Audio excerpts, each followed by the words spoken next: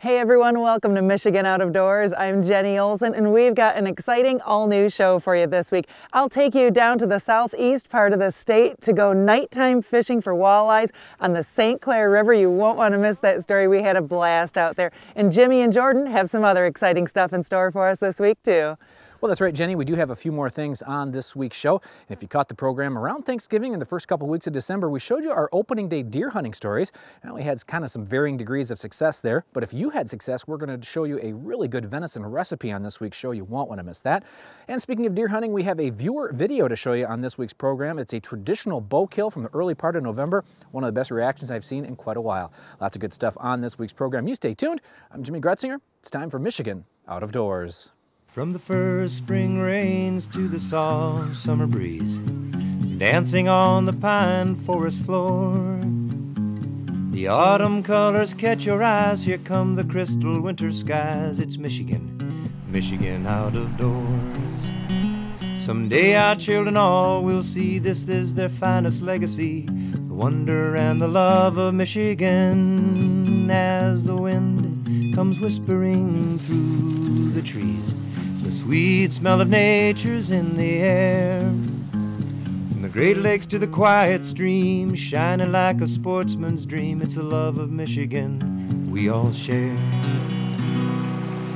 Michigan Out of Doors is presented by Country Smokehouse, offering a variety of meat products. Country Smokehouse is located 3 miles south of I-69 on M53, just south of Imlay City. Country Smokehouse is a meat processor, a butcher, and a destination for sportsmen. By KL Outdoor, a Muskegon manufacturer of sportsmen's outdoor products for over 30 years, featuring the Terrain line of hard-sided hunting blinds designed for quick setup and removal with quiet operation. For more information on other products, kloutdoor.com. By G5 Outdoors, makers of the Quest and Prime bows. Manufactured and designed in Memphis, Michigan, G5 offers archery bows, broadheads, and accessories. On the web at g5outdoors.com. By Meyer, a destination for hunting, fishing, and camping supplies, offering hunting apparel and accessories as well as hunting and fishing licenses. Meyer has nearly everything you need to take on nature and get you there.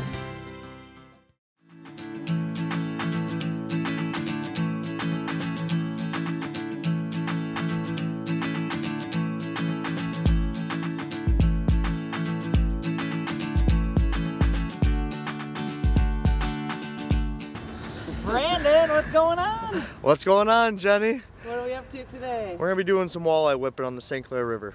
Nice, all right. Yeah. That's something kind of that really only happens in this area of the state. Like. Yeah, this sort of river system is the only place I know that does it. You can probably do it on the Detroit River, but it's very unique to this part of the area of the state for sure. Cool. So this time of year, inside the fall, it's the walleye's yearly migration. So when water temperature gets around like 52, 51 degrees, they start heading from Lake Huron down to where they winter in Lake Erie. They travel through the St. Clair River system, down through Lake St. Clair, down through the Detroit River, and then down to Lake Erie where they spend their winter. And then inside the springtime, they work their way all the way back up. And we're just trying to take advantage of that yearly migration by targeting doing whipping, jigging, chugging, anything you can possibly do because they're really stacked up in the river this time of year. And a lot of these walleye, there is definitely resident fish species that live inside this river all year round. We've whipped inside December time, January, and still caught like good class size walleye. It just depends if you want to go out inside the cold and withstand it enough. So tonight we're going to be doing whipping, and we run our whipping setup a little differently than normal people will do it here. A lot of guys use the piggyback method if you're familiar with it, but we run ours with hand lining shanks. We run 2 separate lines. The bottom line is 5 foot, the top line is 15 foot. This way we can run 2 different depths of water just in case the walleye are swimming a little higher or biting a little higher in the water column. And it seems to work out great. You can also use these shanks for the piggyback method. You can actually just unclip at your swivel and just move up and down the line and see where these walleye are biting from. It's pretty simple, $80 and you're out here fishing. So hopefully we catch some fish. We're gonna get set up and get our lines wet. The guys were using Challenger lures in a 4.5-inch floating stick bait. Whipping is a technique that's similar to hand lining. What we're doing is very similar to hand lining. We got a shank down on the bottom, and we're covering the water column at about 1.5 off the bottom and then another 2 feet off the bottom. So it's extremely similar to hand lining. The only difference is the boat's not moving with it. So. Matt, you're back out here with us fishing, hey? Hey, how could I pass up the opportunity to fish with Brandon? Last time we went, we caught those beautiful lake trout through the ice. So if I had a chance of this, I jumped at it. Whipping for walleye here on the St. Clair River is a popular technique that's pretty specific to this part of the state. Brandon ran through the gear they were using tonight.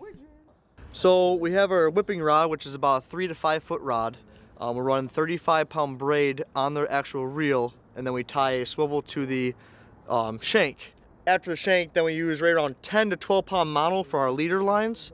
Then we tie our lures onto them. The next thing is to figure out your water speed. So that's what the weight comes in.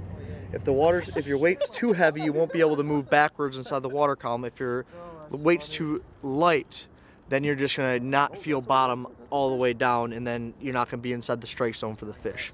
That's a very key thing. Here in Marysville, we tend to use a 2, 2.5.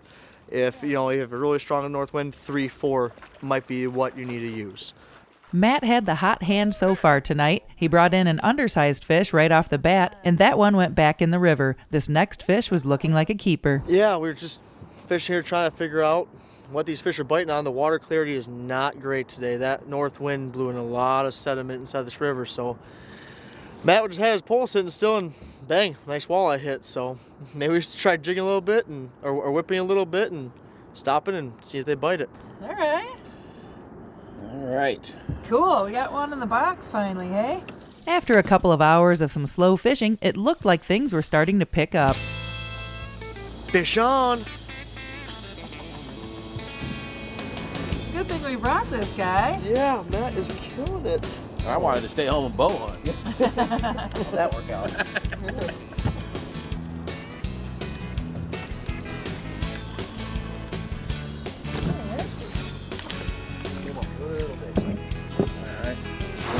Which one's he at? The lower one. There we go. Nice release. Self-releasing. See that? Is he a little bigger than that first one? Yeah. Or the second one? Same, pretty close. Nice. Nice fish. Yeah. Good deal.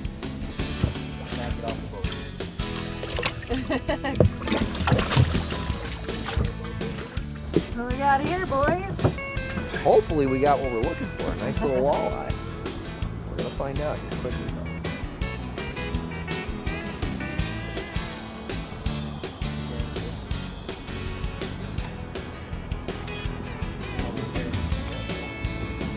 Put some net on it. There we go. All right.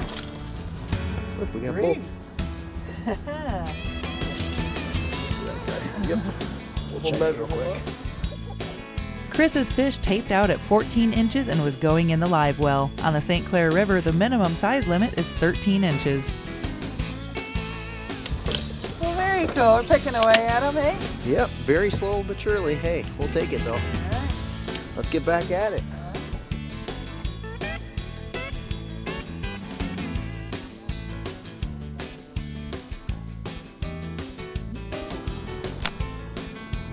Pick myself on that though. Look at that. I should. There we go. We got one? Yep. On camera.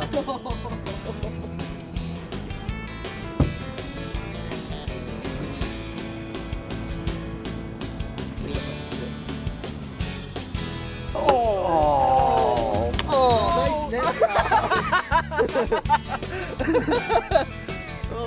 Mike, is this the same one you caught earlier? What the heck, man? Hold it up for us. Yeah. Okay, going in. Put it back. That was fun. No, that's good. That's a lot of fun. Yeah, it's about 8:30 in the evening, and all the other boats that were in here when we started, they left. Don't know if the bite's slow, but hopefully it'll pick back up for us here shortly. The fishing tonight was definitely far from the hot and heavy action that can sometimes be found out here this time of year. The north wind that blew in the night before was to blame for limiting the water clarity and the walleye bite, but the guys were still managing to pick away at a few out here. Oh, wow. I wasn't sure which way it was going. Good deal. That line wrapped around. Let's see if we can drop in the water. You're on fire today. Look at this. Oh, nice. Right back in the River walleye, right back, almost in the water. Nice lively one. There you go. Make nice table fare. Oh, that's this great time of table year. fare. I don't even think these are going to make the freezer. Oh, Well, Matt was on his way to catching enough for a tasty dinner tonight. With one more on the line and headed towards the boat, the guys decided to call it a night and make this the last fish before packing it in. Yeah. All right, here he comes across the top.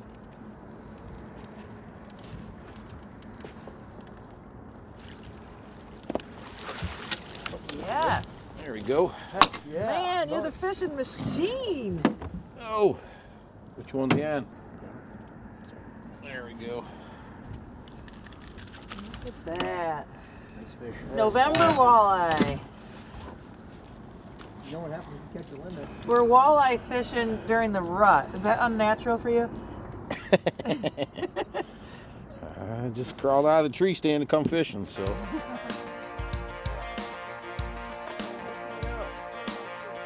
For sportsmen, it is a little tough sometimes to choose between all the different things there are to do in the fall here in Michigan, but that's a good problem to have. We were out here the second week of November, and the fishing has since tapered down a bit on the St. Clair River, but keep this wonderful fishery in mind next year. And if you can stand to spend a night on the water instead of in the woods, you'll be rewarded with a walleye dinner and a great time here in Michigan's Out of Doors.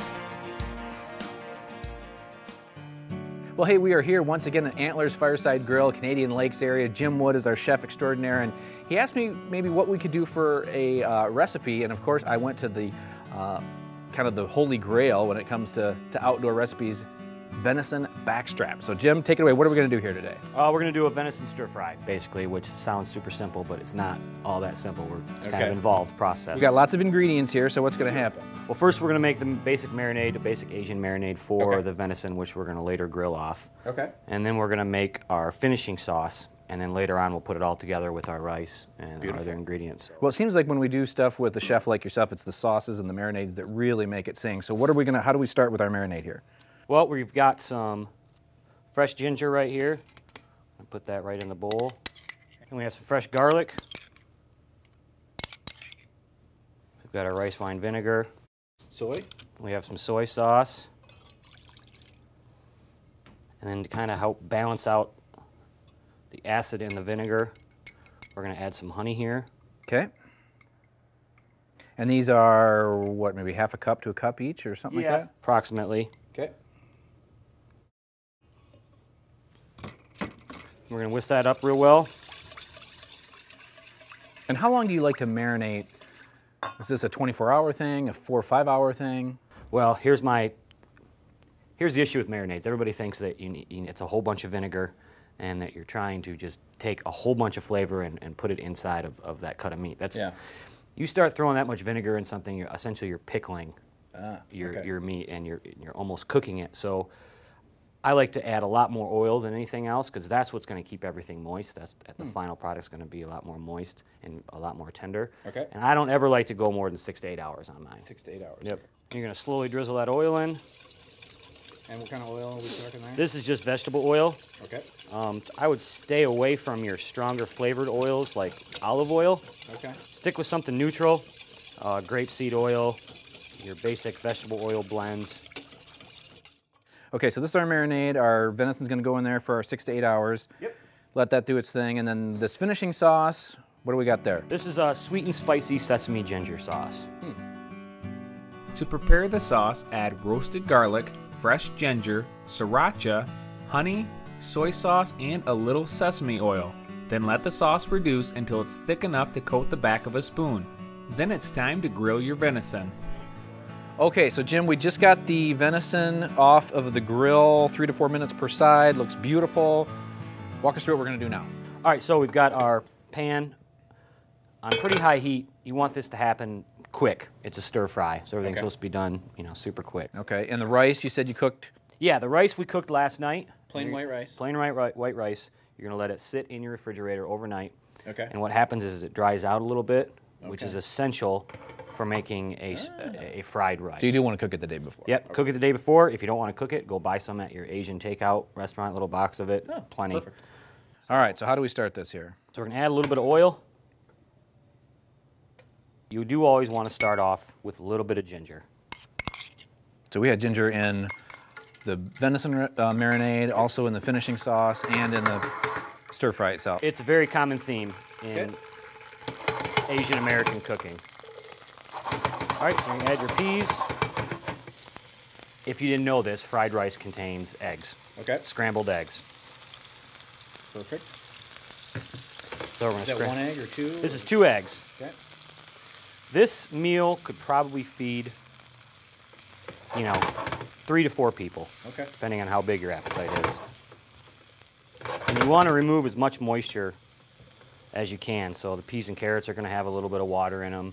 The eggs are going to have a little bit of liquid in them, and you just want to make sure you cook as much as that out of there as possible. Get the eggs done. Yep. At this point. Okay. Super done. It's really hard to not just take a piece of that right now. Well, I mean, the camera can probably point itself in a different angle. So we're gonna add our rice. Now you're trying to build a crust on this, so at first you're just gonna kind of let it sit there. Cook the rice thoroughly, and before you flip it, add sesame oil and a little soy sauce. Then cut your venison into small strips, and it's ready to plate. So this is that sweet and spicy ginger sesame sauce that we made. And the name of this is? Venison stir fry. Well, we try to encourage our viewers to take their cameras with them to the woods whenever they get a chance, and we always are looking for viewer videos to be sent to us. And this one that we want to show you on this week's program, one of the best traditional bow kills I've seen in quite a while.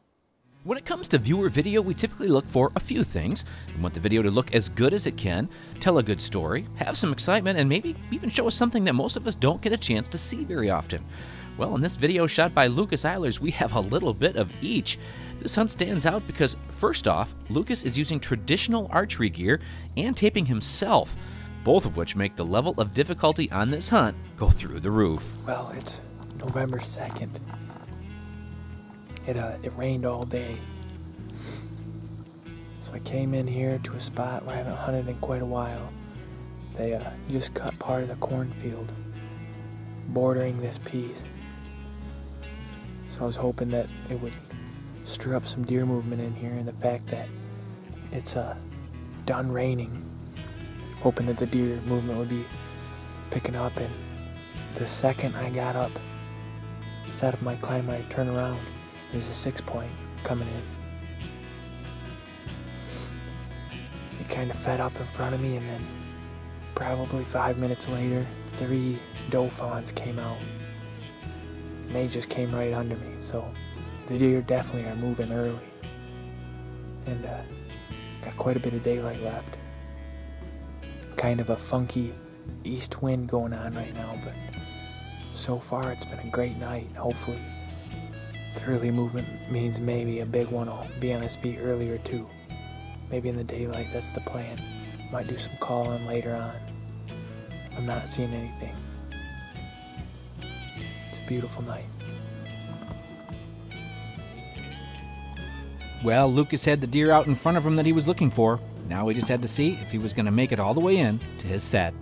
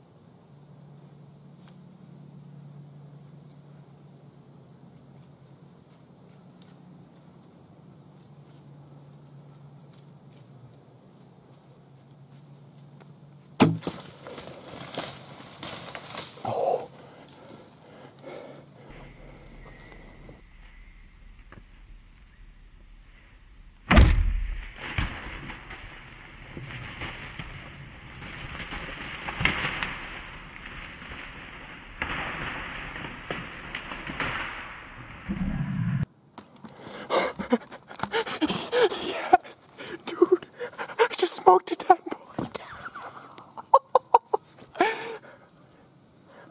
You gotta be freaking kidding me.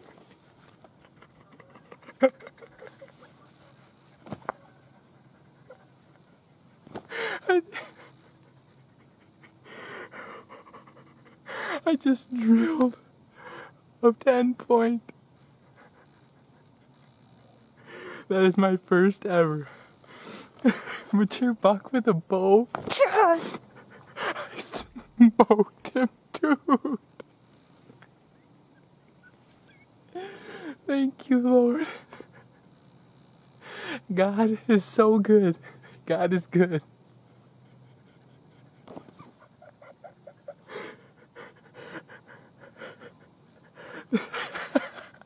I grunted.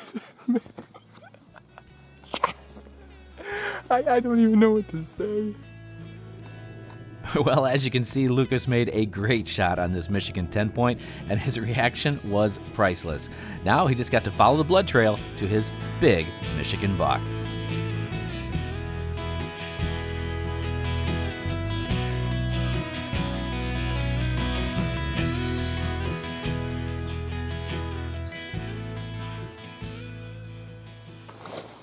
So we've gone about 70 yards. Wasn't a ton of blood at first. Now he's pouring. We just crested this hill. He's laying right there. Can you see him? He's toast. Look at, can you film that blood, Louis? Unbelievable blood.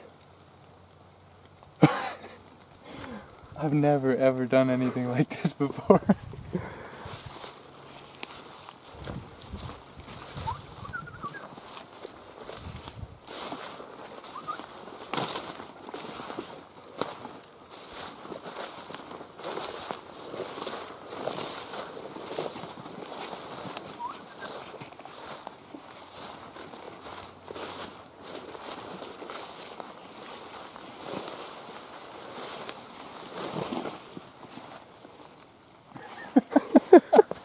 Dude. Ah, he is awesome. I've been trying to kill a mature buck for so long, even with my compound, and I finally did it. An awesome 10-point. His neck is absolutely full right now. It is crazy. He stinks. He stinks like a big buck would stink. I've never, ever, I've killed lots of does in my day. And a couple little bucks. I really haven't shot that many little bucks. I've let a lot of little bucks walk. And this is unbelievable. What a crazy year. I started out with just lowest of lows. And then I killed a beautiful mature doe a few weeks ago. And little did I know that on this rainy November 2nd day, I would kill a stud. I can't believe it. This is awesome. Special thanks to Lucas for sharing his hunt with us, and maybe reminding us of the sheer joy and excitement that hunting can bring. My hope was that all of us have this kind of passion as we hit the woods and waters here in Michigan's Out of Doors. Thanks for joining us this week for Michigan Out of Doors. Next time you're online, make sure you check us out on our website at michiganoutofdoorstv.com. You can check out this week's episode or older episodes. You can also check out our wild game recipes there too. Or you can visit us on our Facebook page at Michigan Out of Doors TV. Well, Jen, I have to say I'm kind of excited about next week's program. We're going to have the elk hunt that just happened this past weekend. Both Jordan and I were in the northeast part of the Lower Peninsula for that. You won't want to miss that story. And then all three of us, Jordan, Jenny, and myself, are getting together this week to do a little muzzleloader hunting. Tell you what, we should have some good stuff for you on next week's program. Thanks so much for joining us, and if we don't see you in the woods or on the water, hopefully we'll see you right back here next week on your PBS station. Michigan Out of Doors is presented by Showspan, producing consumer shows including the Ultimate Fishing Show Detroit, January 12th through 15th at Novi's Suburban Collection Showplace. The show features fishing tackle, trips, boats, and seminars on all Michigan game fish. The Ultimate Fishing Show, Novi, January 12th through 15th. By Jay's Sporting Goods with locations in Clare and Gaylord. Jay's, serving the Michigan outdoor enthusiast since 1971 with a wide variety of outdoor products. The gear, the knowledge, the tradition of Jay's. On the web at jayssportinggoods.com. By the Michigan chapters of Safari Club International. For over 40 years, SCI has been protecting hunters' rights and promoting wildlife conservation here in Michigan and around the world. SCI chapter locations can be found on the web at firstformichigan.org. By Greenstone Farm Credit Services, making recreational land ownership possible across Michigan and northeast Wisconsin. Begin your land financing journey at one of Greenstone's 37 locations or visit greenstonefcs.com. Closed captioning is provided by Marvo Mineral, makers of Lucky Buck, deer management products including minerals to supplement deer diets year-round to improve health and antler growth. When I wander far away, a dream stays with me night and day. It's the road that leads to my home state. I am a Michigan man. Changing seasons paint the scene like rainbow trout in a hidden stream. The white-tailed deer in the tall pine trees. I am a Michigan man. I am a Michigan man. Ask where I'm from and I'll show you my hands. Lord above, I love this land. I